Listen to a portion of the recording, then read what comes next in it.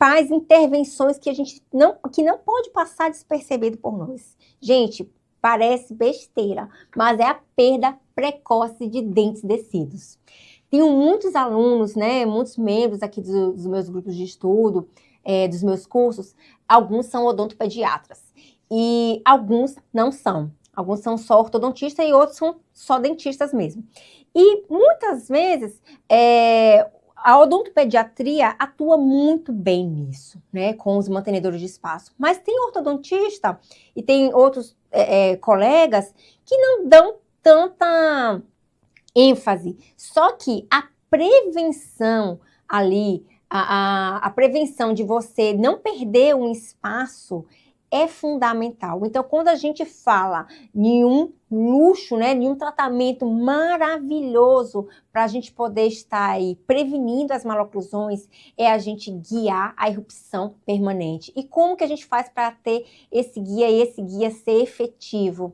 É evitar essa perda precoce, evitar protegendo ali, limpando, falando sobre cárie, falando sobre restauração, falando sobre trauma, e também resolvendo o problema quando esse problema chega no seu consultório. Então, vamos dizer, uma criança de 3 anos chega e perdeu o dente, o incisivo central superior. Você tem que fazer um mantenedor de espaço. Não é por estética, é porque esse dente vai fazer falta e esse dente é um guia, ele é um mantenedor de espaço. A partir do momento que essa criança vai perder esse dente, ela vai ficar sem esse dente, ela vai ter consequências e nós vamos estar mostrando para vocês. Uma outra coisa que nós temos que pontuar são os hábitos bucais. Nós somos as pessoas responsáveis para poder estar alertando as famílias, os pais sobre isso. Os pais, gente, eles só são pais. Eu sou mãe. E não é fácil criar filho. E você tem que ver várias coisas. Você tem que ver a parte médica, a parte psicológica, a parte... o gerenciamento daquela criança, né? E existe o gerenciamento dos hábitos.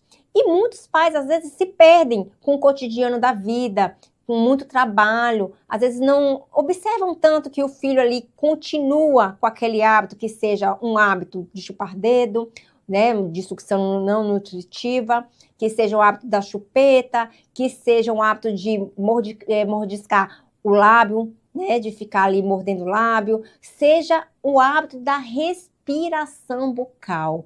Tudo isso é da nossa competência e nós devemos alertar. Nós devemos sim fazer vídeos, fazer chamadas, colocar no Instagram, no Facebook, YouTube, que seja na plataforma que você tiver.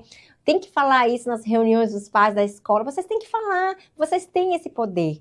Nós temos que alertar todas essas famílias sobre todos esses riscos e sobre tudo que deve ser prevenção. Quando você vai a um médico, a maioria aqui dos alunos, né, 80% dos alunos são mulheres, né? Nós não nos preocupamos tanto em fazer prevenção do câncer de mama, prevenção do câncer do colo de útero, não é tão divulgado, não é tão falado por todo mundo, porque nós não devemos também falar das prevenções das maloclusões que nós fazemos essas intervenções, né? Então, a gente tem que estar falando, isso tem que estar no nosso cotidiano, mesmo que pareça chato.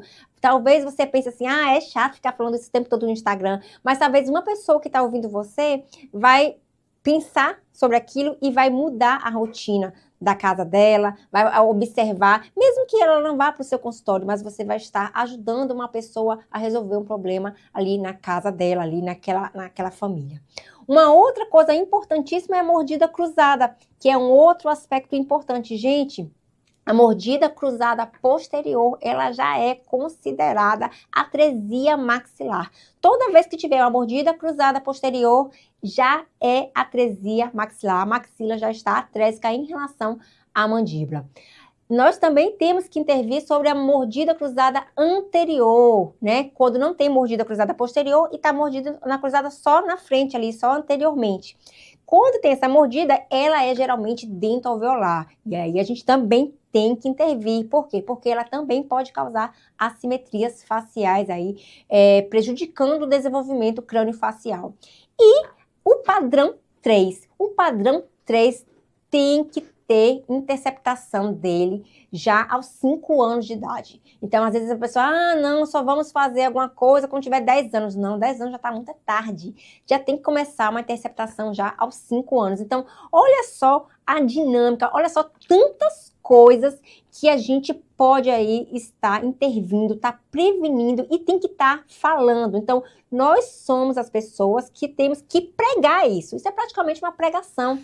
A gente tem que estar falando, tem que falar, tem que anunciar. Não é querer vender, tá querendo vender aparelho. Não, nós estamos, na verdade, passando saúde, comunicando saúde. Nós estamos levando para a população um conhecimento que a população não tem.